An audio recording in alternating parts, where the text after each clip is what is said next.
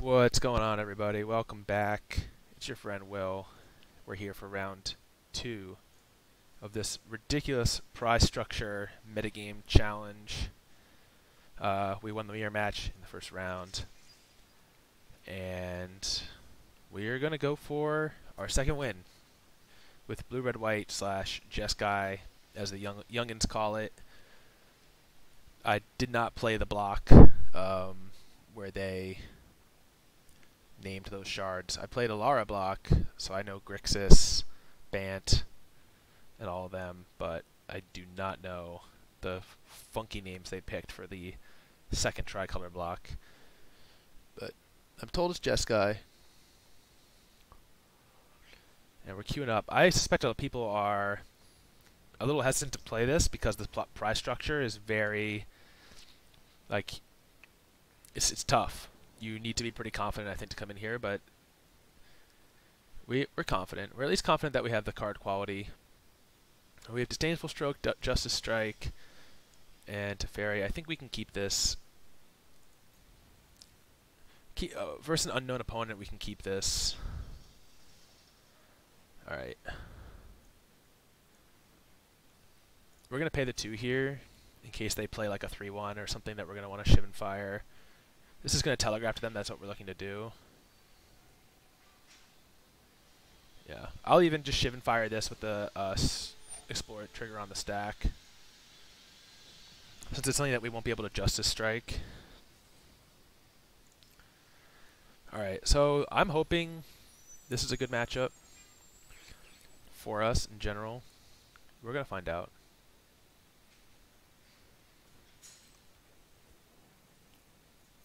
Alright, so we're going to slow them down again.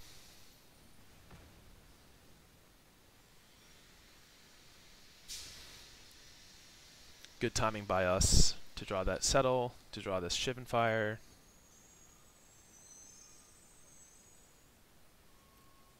They're missing land drops, which is nice for us.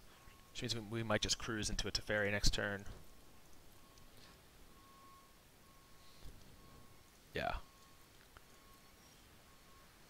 And even now, if they have a Punisher,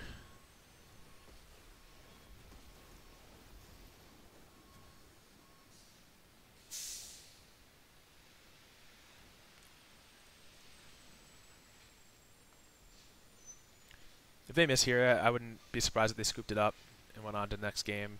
But considering the the amount of prizes on the line, maybe we shouldn't expect anyone to scoop in this format. I think it's worth Justice Striking this again to keep them off land. I think normally we wouldn't, but since we have the Teferi going, it seems good.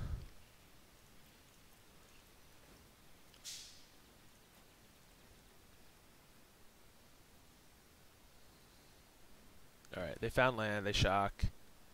This Disdainful Stroke's not going to help us here. Plaguecrafter, though, is going to force us to sacrifice our Teferi, which kind of sucks. That card has some nice utility. Luckily, we have a spare.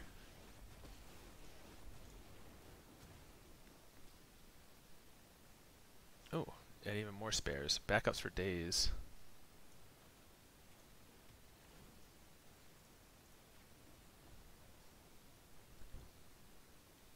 Disdainful Stroke does not hit it, unfortunately.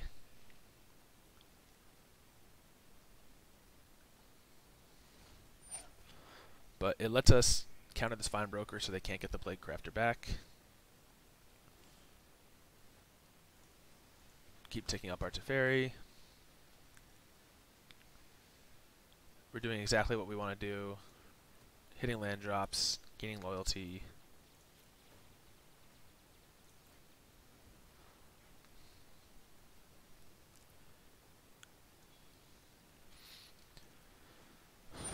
This deck is a little bit odd to sideboard against, because depending on their draws, we do want the Deafening Clarions, but definitely at a certain point they're not that good. Shocking again. If they play another small thing here, it's going to make our Clarion good.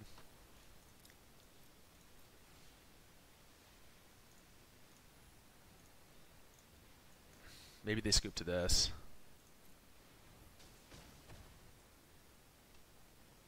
Yep. That's pretty discouraging.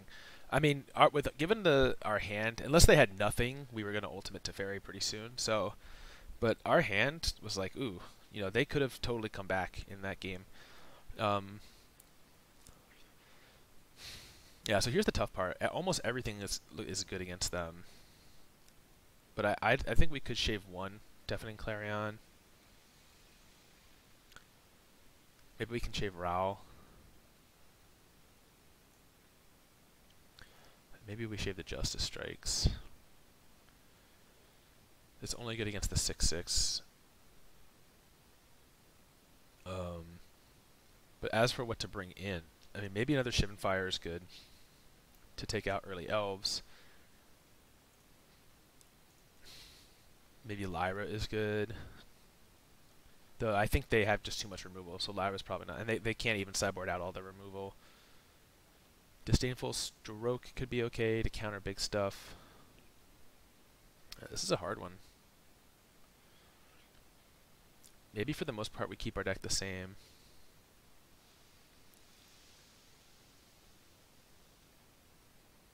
Yeah. I mean, our deck seems pretty well positioned against them. We want the removal up and down the curve. And then we just want to be able to protect a finisher. And we don't really need a lot of counter spells.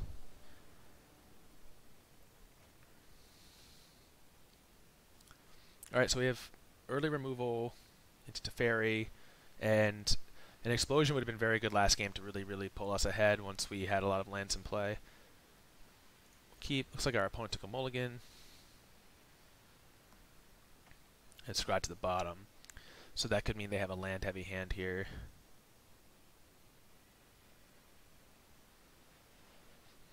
Or land light, and they're digging, so trying to figure it out is pretty meaningless. Yeah, we don't mind paying the life.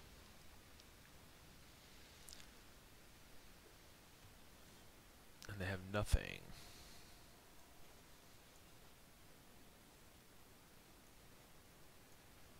So this one I'll enter tapped, because I doubt there's much that they're going to play here that I'll have to kill immediately.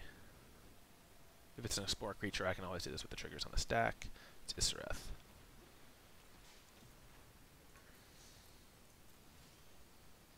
Nice, we find a land, that's great. I don't really care about Lava Coiling Issereth. I want to save this for their other stuff. Their Eternal Witness, their Findbroker.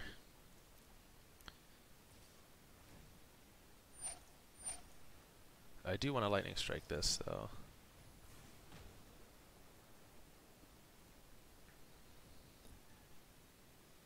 We need to keep the board clear efficiently for so that we can, you know, we have to. Oh no, I did this really badly.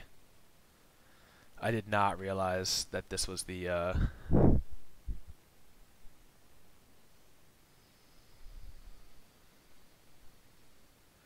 I did not realize with the trigger on the stack it could bring itself back. Hopefully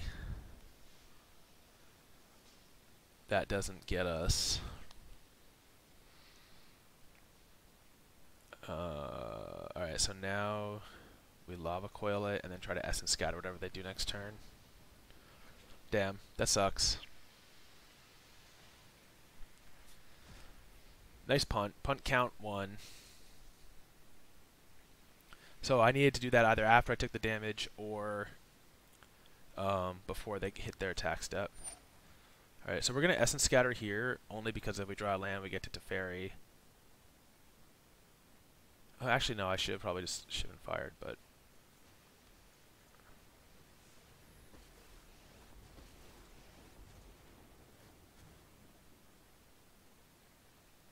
Nice.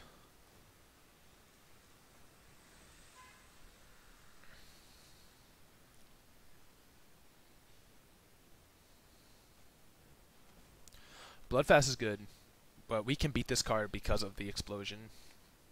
If you watch the video where we first showed off this deck, them going low on life is not a very safe strategy. So we're going to get to play a second Planeswalker here onto an empty board, more or less. Wow.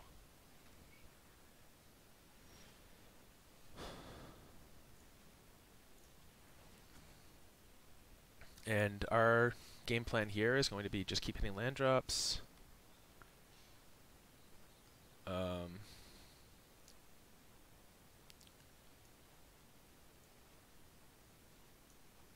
Yeah, I was just trying to think of if I wanted to tap for this differently, but we definitely want Ral. We'll take Glacial Fortress.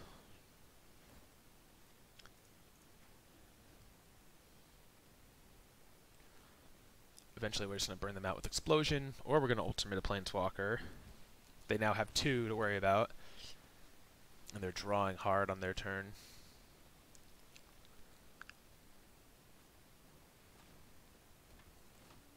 Alright, so trigger on the stack before it potentially grows.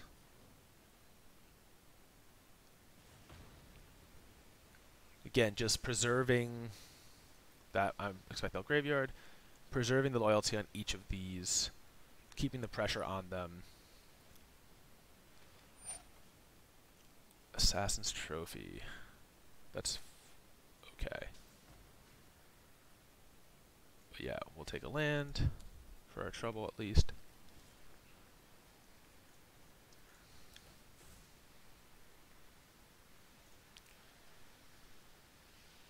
I don't think it shows them. No. Get our search down. This will flip next turn and help us find now a steady stream of counterspells. Hopefully.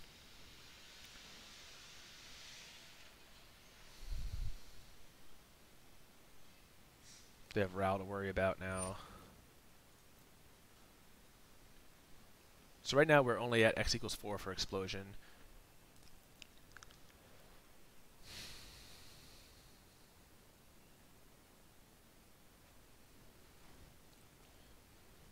Vraska, Relic Seeker.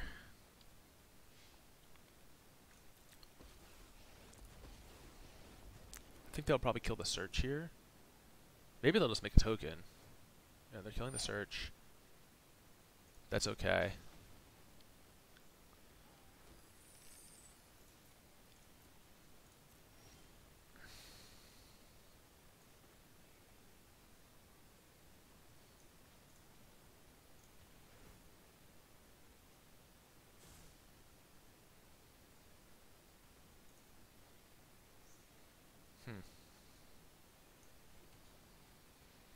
So now if I Teferi and tuck away the Vraska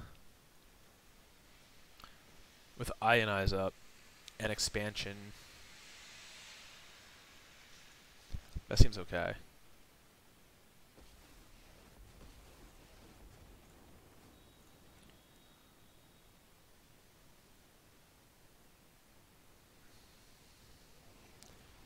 If this Raw Ultimates, I imagine we're going to win very quickly. Despite our mistake with the Isarath. Okay, they go to 10. They know they had to find an answer to Rao, so they're digging to another Assassin's Trophy. Or maybe they have some Vraska's Contempts too. So the next card is dead draw. They know it's Vraska herself. So they have to now dig past that. Alright, dig again. Is it Assassin's Trophy? Probably not. We'll have Ionize here for whatever their answer might be. Nullhide Ferox. They're tapped out. Ionize it for good measure. They concede. Maybe they figured there was a universe where we ultimate and they race us with the Ferox. I don't know. Or maybe that was just a way of conceding. But yeah, there we go. Okay, so we are up to more or less break even. We're plus 500 gold. 2-0, 2 in a row. 15 minutes. Man, you know, playing those games and the one from the video I posted, just showcasing the deck initially against these green decks, it makes me worry about the power of green decks a little bit.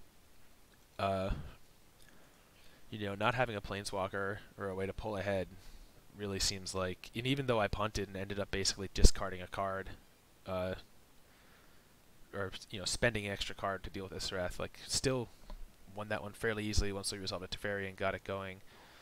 So pretty good. Yeah, so that's it for this round. 2-0. Playing for 3-0 next time. So stay tuned. Hope you enjoyed. Thank you for watching, and we'll be back soon.